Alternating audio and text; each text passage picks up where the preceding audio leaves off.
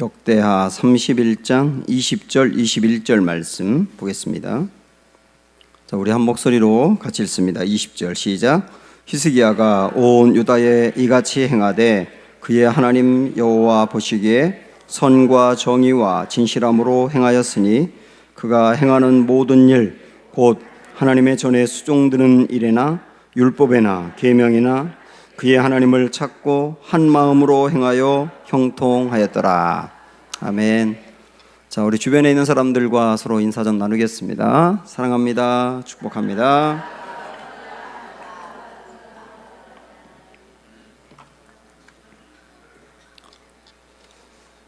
네, 1944년도까지 우라늄이라고 하는 그 금속에 대해서 대백과사전에 이렇게 기록을 하고 있습니다. 희귀 금속의 일종이고 무겁고 흰 색깔을 띠고 있다. 별로 중요하게 사용되지 않는 금속이다. 색소로 사용될 때도 있고 유리와 자기를 만드는 데도 종종 사용된다. 한마디로 이야기하면 별로 중요하지 않은 금속이다, 그 얘기예요. 이게 1944년도까지 우라늄에 대한 설명입니다. 근데 제가 어제 그 다움에 있는 백과사전에서 우라늄이라고 쳤더니 제일 먼저 이렇게 나오더라고요. 우라늄은 핵 연료로 중요하다. 제일 먼저 나오는 게 중요하대요. 왜 중요하지 않은 금속이 이렇게 중요하게 되었느냐면 1945년도에 일본에 두 군데 원자폭탄이 투여됐습니다. 그리고 두 지역을 완전히 초토화시켰어요. 그런데 그 원자폭탄의 주 연료가 우라늄이었던 겁니다. 그러면서 우라늄에 대한 관심과 우라늄에 대한 중요성은 말로 표현할 수 없을 정도로 높아지게 된 것이죠. 한마디로 이야기하면 우라늄은 엄청난 파괴력이 있다는 뜻이에요. 사람 중에도 우라늄 같은 사람이 있습니다. 어떤 교회의 청년부에서 청년들이 함께 꿈을 나누고 있습니다. 어떤 친구는 자기는 교사가 되어서 인재를 길러내고 싶다, 그렇게 이야기하고요. 어떤 친구는 공무원이 되어서 나라의 행정을 바로 세우고 싶다, 이렇게 포부를 밝힙니다. 어떤 친구는 선교사가 되어서 복음을 열방 가운데 전하고 싶다고 이야기도 합니다. 그런데 재료공학과에서 그 전공을 하고 있는 이 한 대학생이 이 말을 했을 때 다 그 안에 있는 청년들의 심장이 뜨거워지기 시작한 거예요. 그 친구가 뭐라고 말했냐면, 저는 재료공학과를 전공하고 있습니다. 재료공학을 전공하고 있습니다. 저는 걷는 데 장애를 가지고 있는 분들을 위해 의족을 만드는 게 꿈입니다. 그 사람의 신체에 최적화된 의족을 만들 수 있는 재료를 개발하고 싶습니다. 그런데 사실 좋은 의족은 아주 비쌉니다. 그래서 좋더라도 사서 신기 어렵습니다. 저는 연구하고 연구해서 몇십만 원대면 사서 신을 수 있는 좋은 의족을 만들기 위해서 재료공학을 전공하고 있습니다.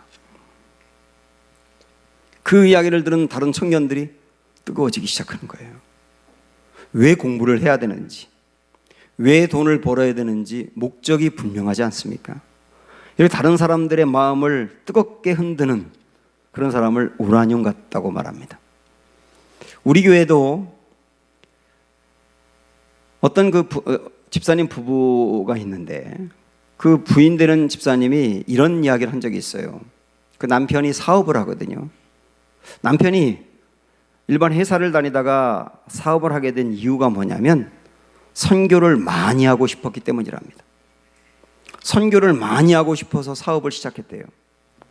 그리고 실제 그분들은 지금 굉장히 많은 선교를 하고 있고 그분들로 인해서 우리 교회도 많은 선교를 하게 되었습니다. 저는 그 집사님이 고백을 하는 이야기를 들으면서 제 마음이 뜨거워졌어요.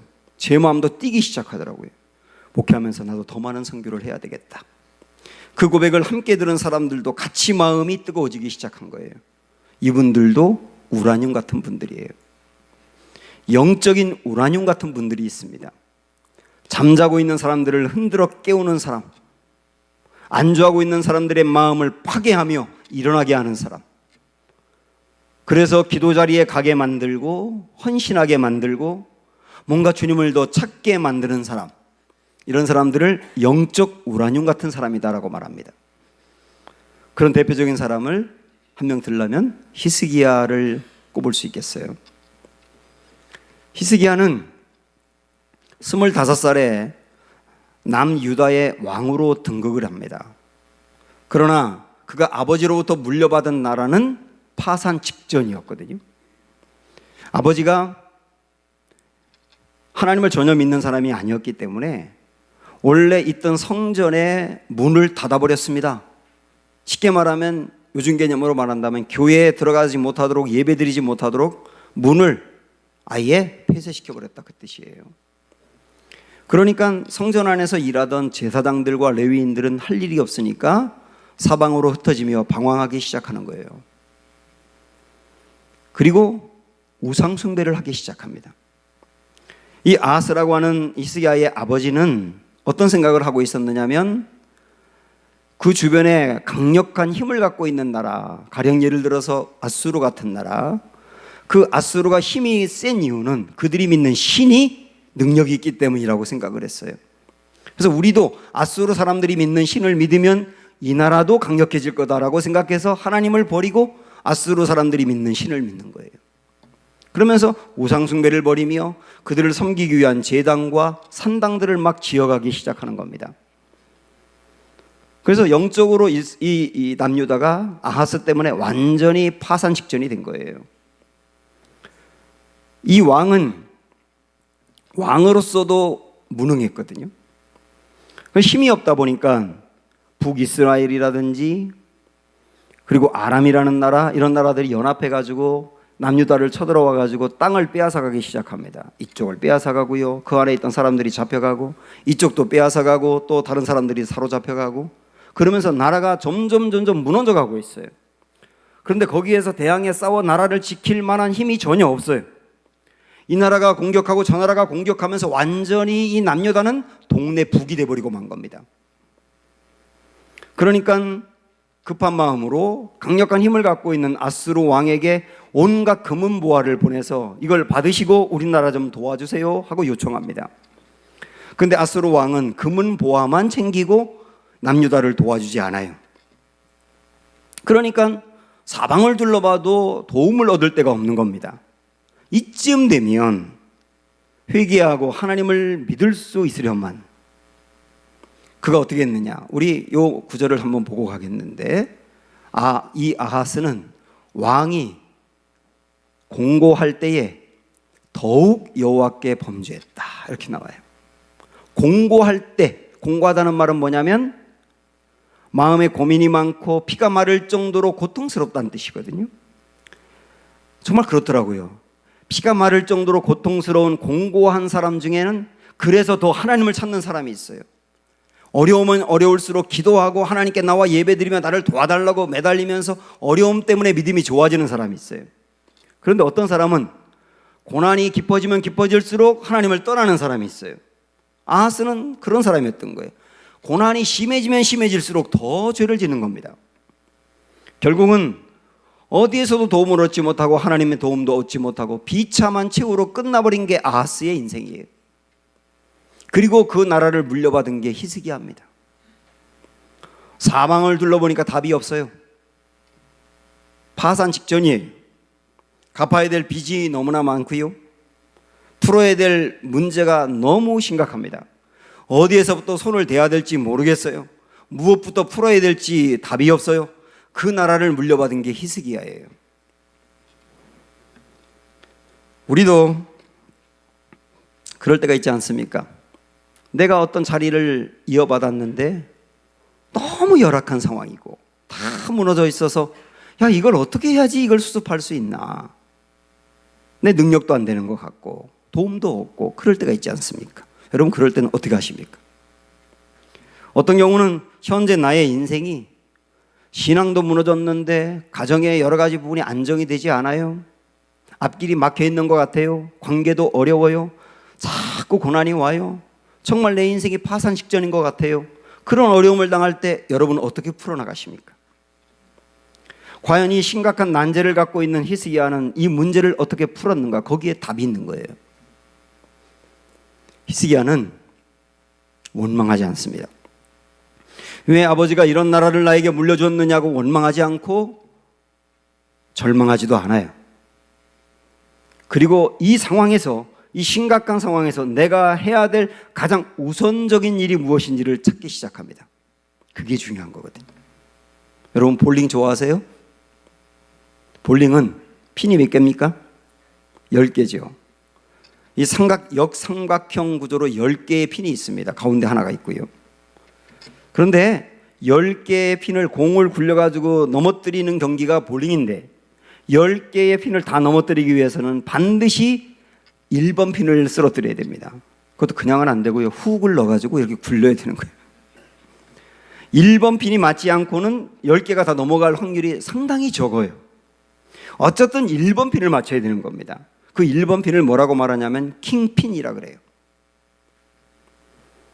킹핀을 무너뜨려야 킹핀이 무너지면서 연쇄적으로 뒤에 있는 핀들이 무너지거든요. 히스기야는 영적으로나 나라의 문제나 심각한 상황에서 이 문제를 어떻게 풀며 이 문제를 어떻게 수습할까를 고민하다가 킹핀을 찾는 거예요. 가장 우선적인 일이 뭘까? 무엇부터 해결을 해야 될까? 그리고 찾은 게 뭔지 아세요? 하나님과의 관계 회복이었어요. 지금 나라가 무너져 있기 때문에 국방력을 기르고 병사들을 훈련시켜서 나라를 강건하게 만들어야 되겠다. 그게 제일 1번일 것 같은데, 아니면 나라의 구석구석이 다 무너져 있기 때문에 적폐를 청산하는 의미로 부정부패를 청산하고 나라의 질서를 바로 세우기 위해서 법도 제정하며 제도를 바꾸고 그런 일이 우선일 것 같은데, 히스기야는 그 일보다 더 우선적인 일, 킹핀이 뭐라고 봤느냐면 하나님과의 관계 회복으로 본 거예요. 이게 오늘 우리에게도 굉장히 중요합니다. 지금 나의 인생에 무너져 있는 부분들이 너무나 많아서 세워져야 되겠다 할 때 우선 우리가 찾아야 될 킹핀이 뭐냐면 하나님과의 관계 회복이에요. 하나님과 나와의 관계가 온전히 회복되는 거, 거기서부터 나의 삶이 세워지기 시작하는 거예요. 그게 히스기야가 찾은 답이었단 말이죠. 히스기야는 하나님과의 관계를 바로 세우기 위해서 하나하나 해결해 갑니다. 제일 먼저 해결한 것이 성전을 정화하는 거였거든요. 그것부터 쭉 하나하나 풀어나가는데, 오늘 이 말씀에 우리가 읽었던 말씀을 잠깐 보고 가면 여기 이렇게 나오거든요. 히스기야가 온 유다에 이같이 행하되 그의 하나님 여호와 보시기에 선과 정의와 진실함으로 행했다, 이렇게 나옵니다.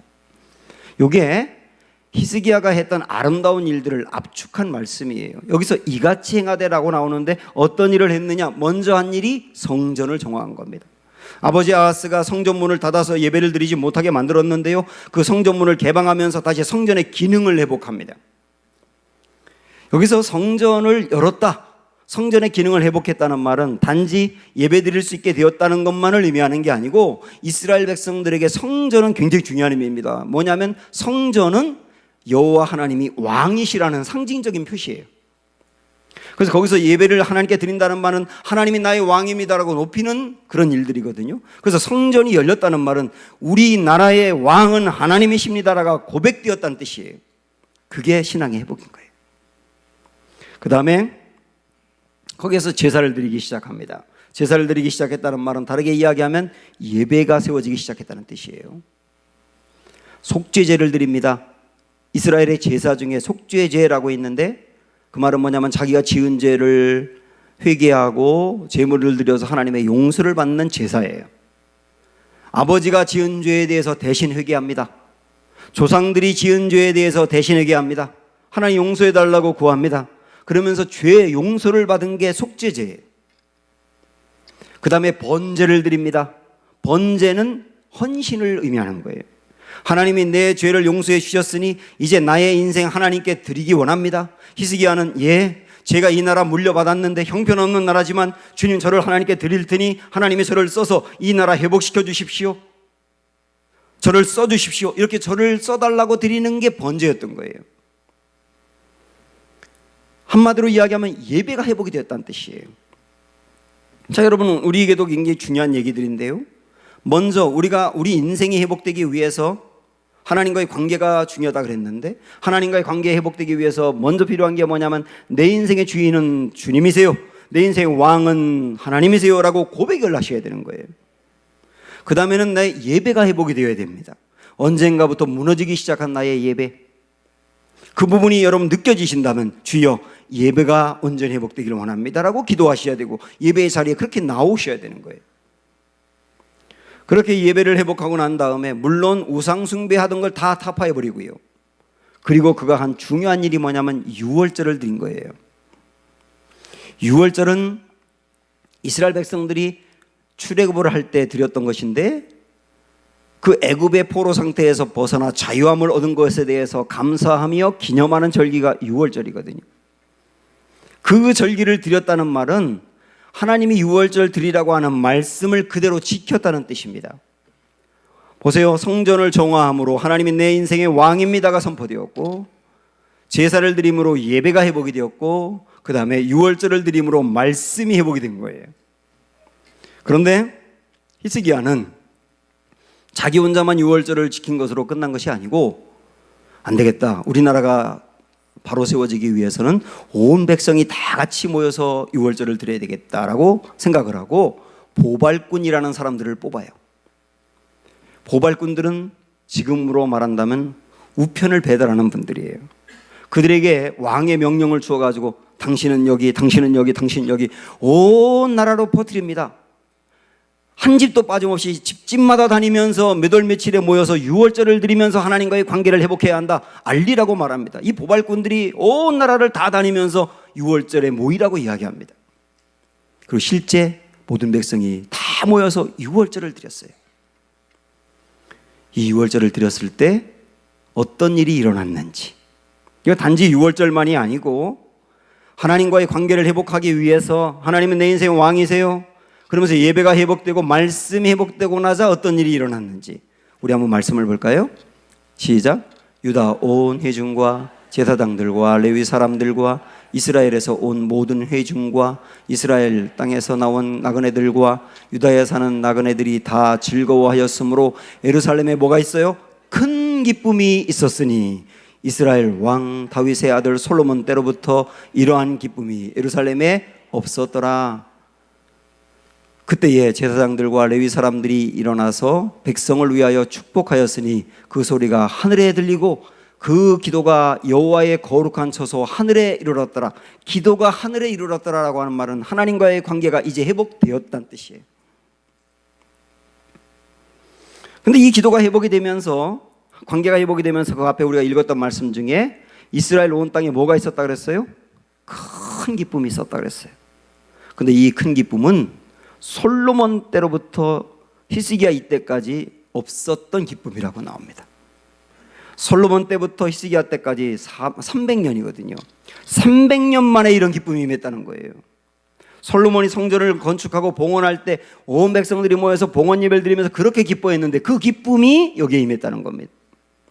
우리 옛날에 월드컵에서 한국이 4강까지 올라갈 때, 한국이 이길 때 우리가 방안에, 혹시 방 안에서 보신 분이 있습니까? 그거 어떻게 방 안에서 보셨어요?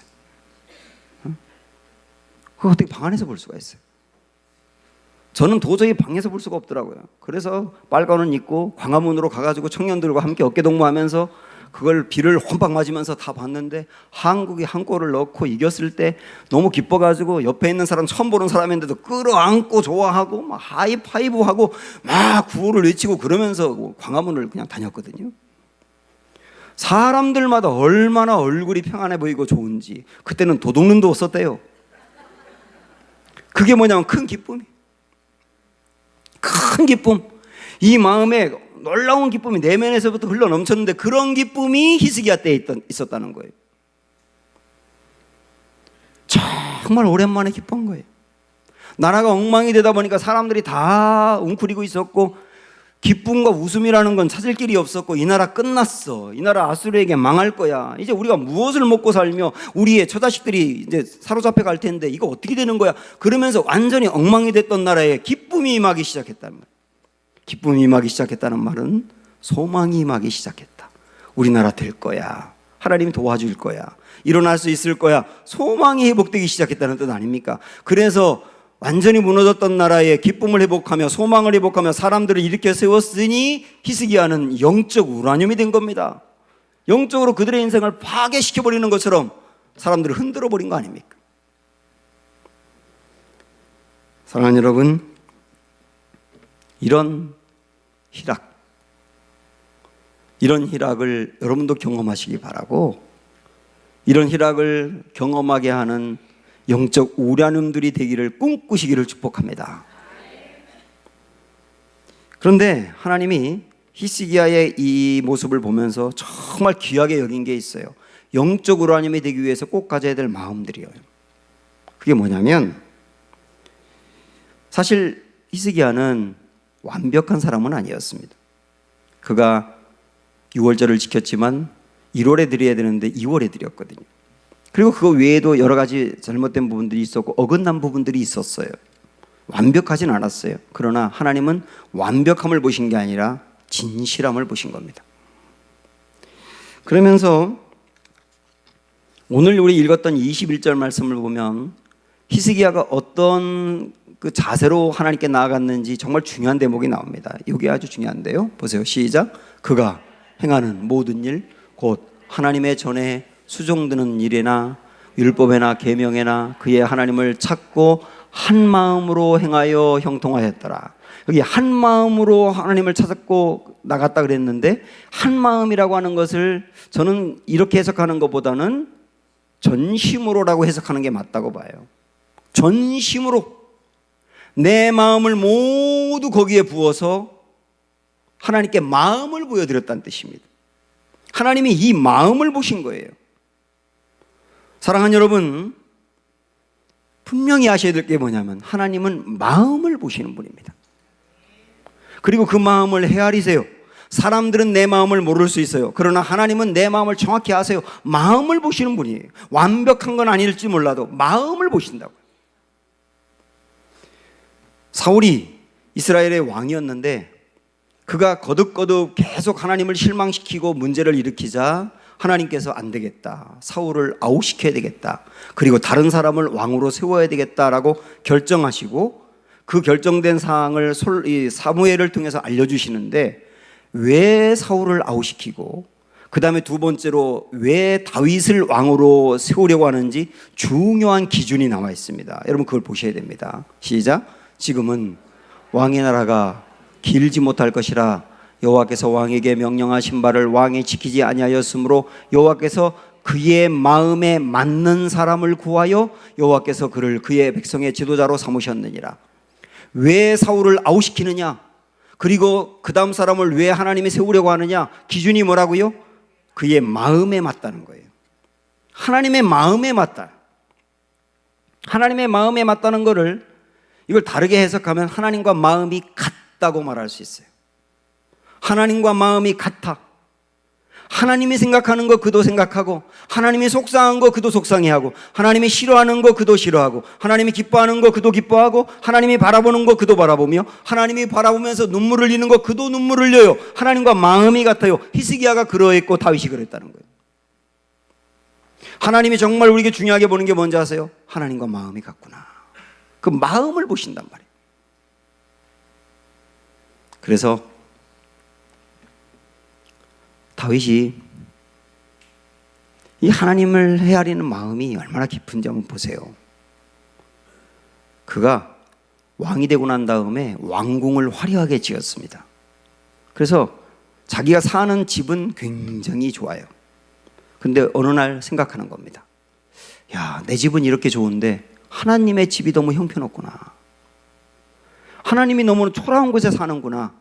그 성전을 말하는 거죠. 안 되겠다. 하나님의 집을 지어드려야 되겠다.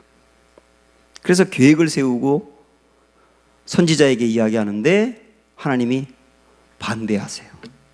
거절하세요. 하나님이 꼭 그렇게 화려한 집에 거하는 건 아니라는 거예요.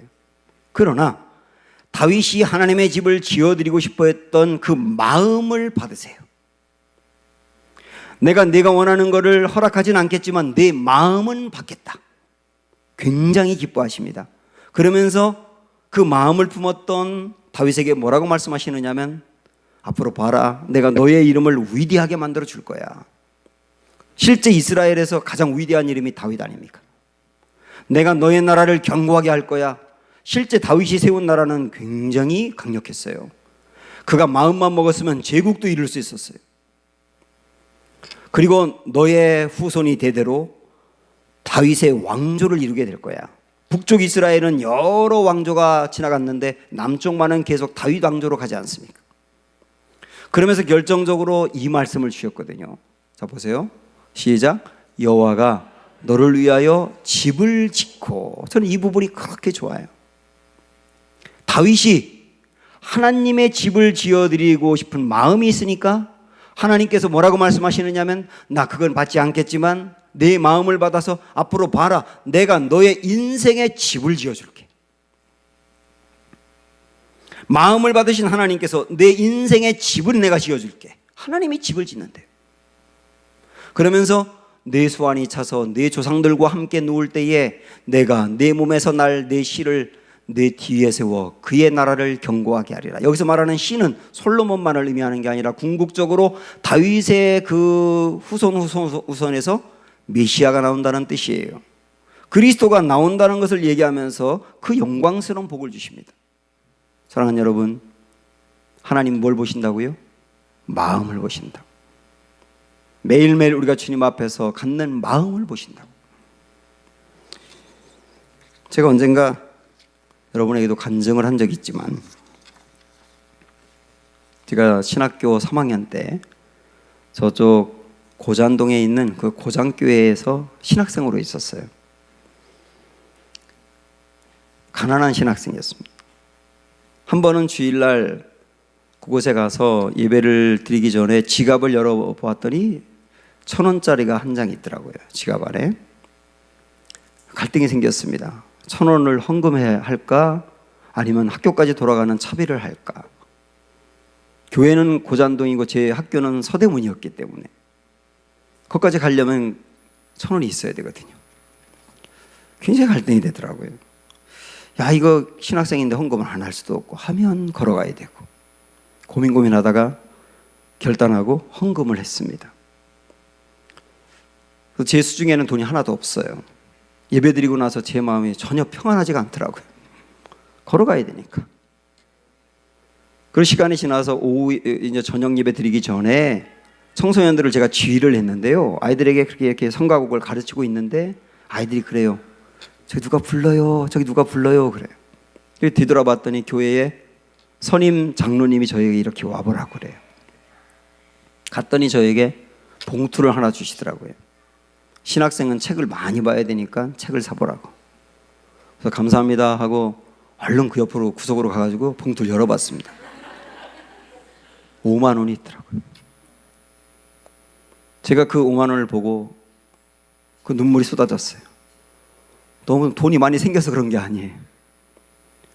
제가 그 5만 원을 갖고 이렇게 감격할 때 하나님이 제 마음에 주신 생각이 뭐냐면, 내가 내 마음을 받았다. 그런 마음을 확연히 제 마음에 주시는, 내 마음을 받았다. 그 다음부터 하나님이 지금까지 30년이 지나는 동안 물질이 떨어지게 하지 않았어요. 어려울 때는 있었어요. 그런데 하나님은 어떤 방법으로든지 책임져 주시는 거예요. 그때 저는 알았어요. 하나님의 마음을 받는구나. 마음을 받는 분이구나. 히스기야의 그 마음을 받으신 분이 하나님이세요. 그리고 그를 통하여 무너졌던 나라를 완벽하게 일으켜 세우신 거예요. 그래서 우리는 영적 우라늄의 삶을 살고 내가 있는 곳에서 무너졌던 곳을 일으켜 세우는 사람이 되기를 소망해야 되는데, 그런데 우리가 사실 무너진 것을 일으켜 세운다든지 나의 인생에 무너진 부분이 세워지는 것은 한꺼번에 되는 게 절대 아닙니다. 히스기야는 어떻게 했느냐? 한꺼번에 무너진 모든 것을 다 한 거 아니에요. 뭘 해야 될지 몰랐어요. 그래서 처음부터 그냥 일단은 성전 문이 닫혀 있으니까 그것부터 열자. 그렇게 시작했어요. 그리고 성전을 정화했습니다. 근데 그 다음에 우상을 타파해 버려야지. 우상을 타파하는 거예요. 이제는 예배를 드려야지. 예배를 드리는 거예요. 하나님의 그때그때마다 한 걸음 한 걸음 한 걸음 한 걸음, 하나 하면 그 다음 거, 하나 하면 그 다음 거를 그렇게 인도해 주시는 거예요. 그렇게 가다 보니 나라가 회복이 됐단 말이에요. 이게 굉장히 중요한 게 있습니다. 주님이 우리를 인도하는 것은 마치 등불을 들고 가는 것과 같아요.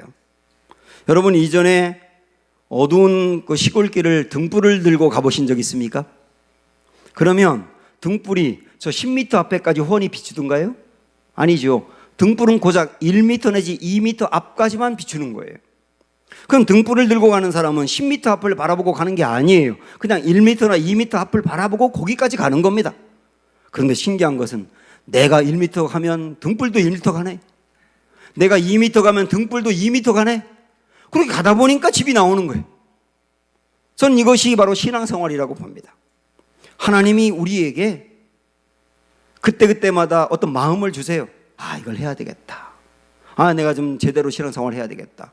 아니면 내가 이 일에 열심히 해야 되겠다. 그러면서 무슨 마음을 주면 그냥 그거 한 걸음 하는 거예요.